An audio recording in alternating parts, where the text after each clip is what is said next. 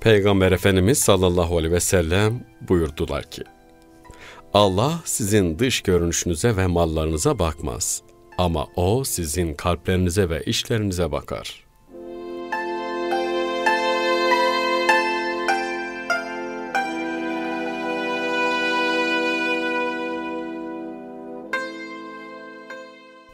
İnsanda bir suret, dış görüntü güzelliği vardır. Bir de siret, iç oluş güzelliği vardır. Suret güzelliği kısa zamanda yok olmaktadır. Şayet bu suret güzelliğine kafa takılır da bununla değerini bulacağını sanırsa, kısa zamanda değeri kaybolup değersiz hale gelmeye mahkum olur.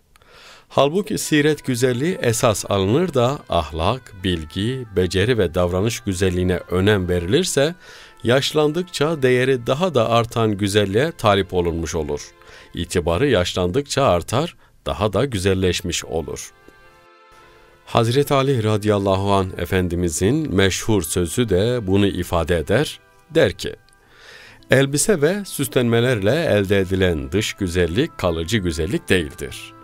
Asıl güzellik ahlak ve davranış güzelliğidir ki onun sahibini hem imanlı, çevresi hem de yaratanı sever.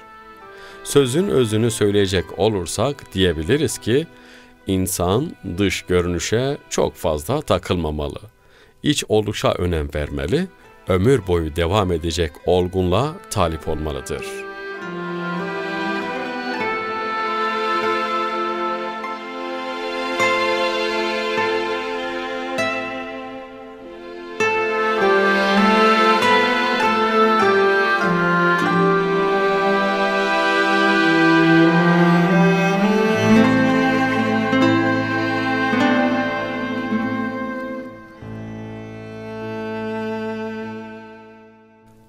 Ancak bu durum, dış güzelliğine hiç önem verilmemelidir anlamına gelmez.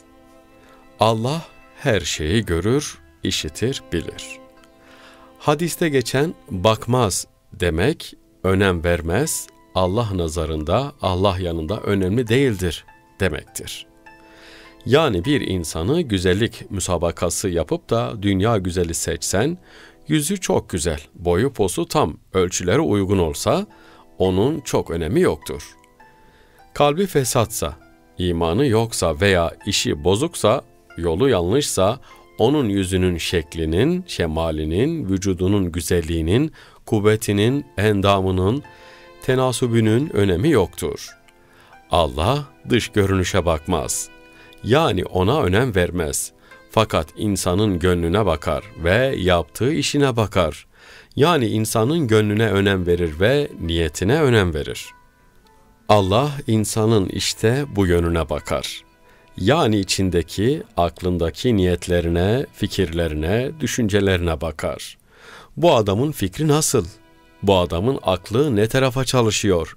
Niyeti ne? Ne yapmak istiyor? İnsan bazen iyi bir şey yapayım derken sonuç kötü olabilir. Hiç böyle yapmak istemiyordum ama oldu. Böyle durumlarda niyet kötü olmadığı için inşallah sorumlu da olmaz.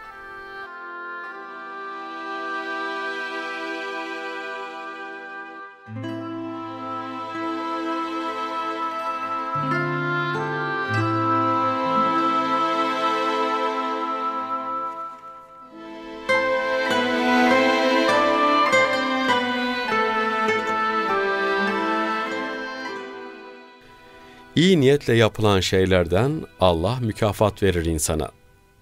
Kötü niyetle yapılan şeyde dış görünüşe itibariyle iyi gibi görünse de niyeti kötü olduğu için Allah onun art niyetini bildiği için ona mükafat vermez. Mesela adamın birisi diyelim ki yan kesicilik yapmak için bir adamın yanına geliyor. Yardım edebilir miyim? Şuradan geçireyim, zorlanırsınız. Aman düşmeyin, ihtiyarsınız filan diyor, koluna giriyor. Yardım ettiği adam, ah evladım, çok teşekkür ederim, ne kadar iyisin diyor. Öbür tarafa geçiyor adam. Sonra bir bakıyor, yok oluyor, cüzdan gitmiş. O iyiliği, nezaketi o hırsız ona neden yaptı? Aldatmak için yaptı. Niyeti onun cüzdanını çalmaktı zaten. Demek ki yapılan şey görünüşte iyi bile olsa, niyet kötü olunca Allah sevmez. Nitekim Peygamber Efendimiz sallallahu aleyhi ve sellem, Medine-i Münevvere'ye hicret ettiği zaman Müslümanları yanına gelmeye çağırdı. Çünkü orada bir toplum teşekkül edecekti. Medine-i Münevvere imanın kalesi olacaktı. Allah, Peygamber Efendimizin etrafında bütün Müslümanların toplanmasını emretti. Ayetler indi. Peygamber Efendimiz sallallahu aleyhi ve sellem Mekke'den Medine'ye hicret ettiği gibi başkalarının da Peygamber Efendimizin yanına gelip onun etrafında kenetlenmesi ve onun emri doğrultusunda çalışması gerekiyordu.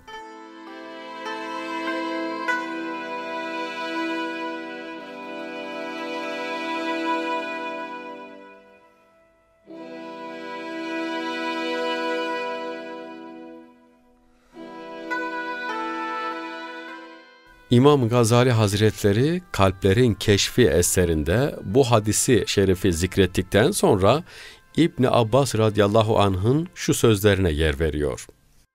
Nice tövbe eden kimseler vardır. Kıyamet günü kendilerini tövbe etmiş sanarak Allah'ın huzuruna çıkarlar.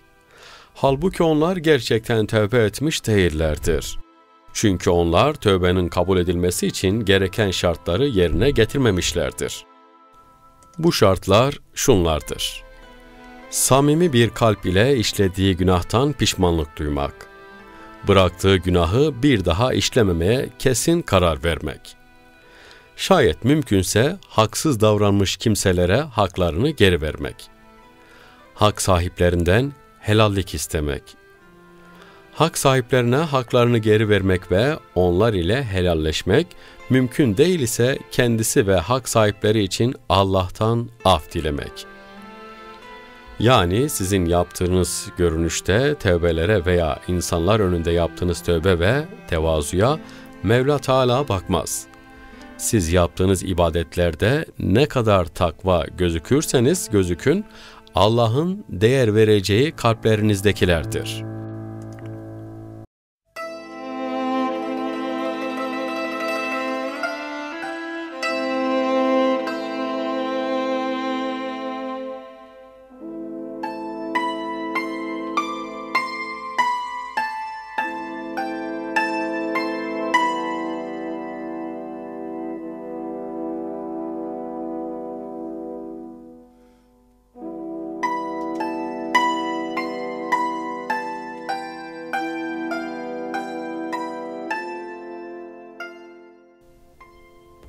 Hazreti Ömer'in namaz kılarken boynunu aşağı doğru büken gence, boynunu kaldır, zira tevazu kalptedir buyurması bu kabildendir.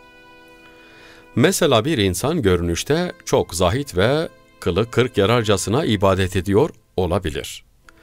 Vaaz, sohbet ederken kendini parçalıyor, hüngür hüngür ağlıyor olabilir. Ama bunu biz böyle görüyoruz. İşte bu dış görünüş oluyor. Mevla Teala ise buna değil, kalbin içindeki niyete bakıyor. İnsanlar birbirlerinin görünüşüne bakar. Allahu Teala kalbe ve niyete bakar. İnsanlar birbirlerinin ne yaptıklarına bakar. Allahu Teala niçin yaptığına bakar. Bir işi ne için yaptığımızı en iyi bilen Allahu Teala'dır. Dinde niyet esastır.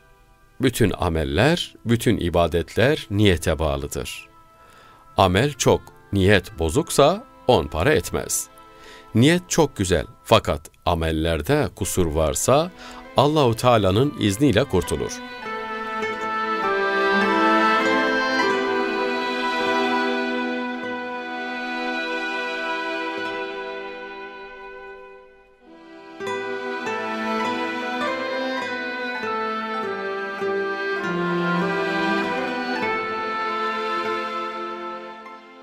Bazı bilinmeyen ve görülmeyen hizmetler ve ibadetler var ki onun kazancını kimse tahmin edemez. Mesela bir gün Cebrail aleyhisselam Peygamber Efendimiz'e gelerek dedi ki: "Ya Resulallah, bu gece Ebu Bekir Sıddık'ın kazandığı sevap kıyamete kadar gelecek bütün insanların kazancından daha fazladır.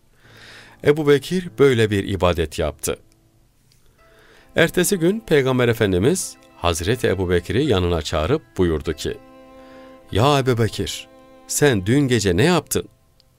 "Her zamanki gibi ya Resulallah, namaz kıldım, Kur'an-ı Kerim okudum, yattım."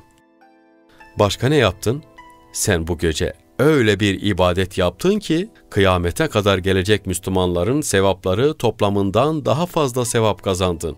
"Neydi o ibadet?" "Ya Resulallah, şu olabilir mi? Yatağa yattığım zaman kendi kendime, Ya Rabbi, sen Allah'sın. Kur'an-ı Kerim'de Allah verdiği sözden dönmez buyruluyor.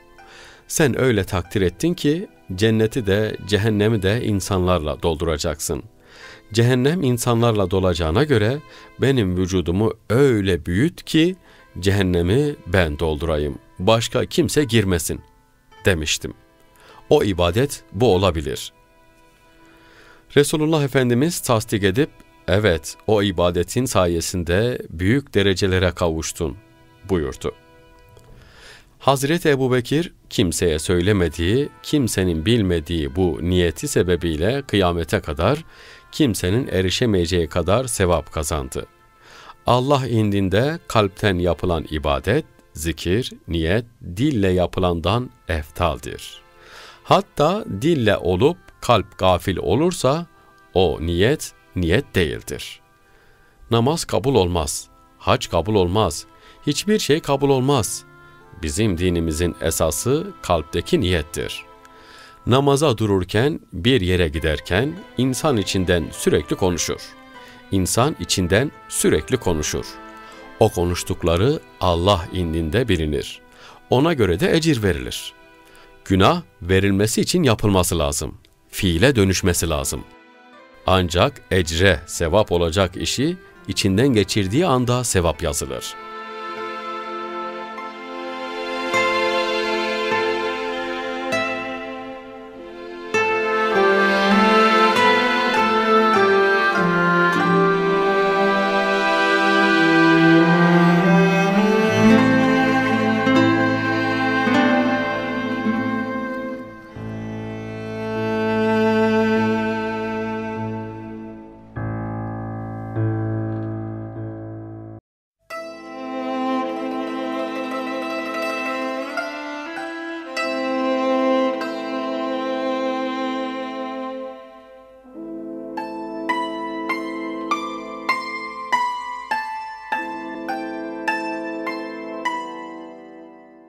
Peygamber Efendimiz sallallahu aleyhi ve sellem buyurdular ki, "Allah sizin dış görünüşünüze ve mallarınıza bakmaz.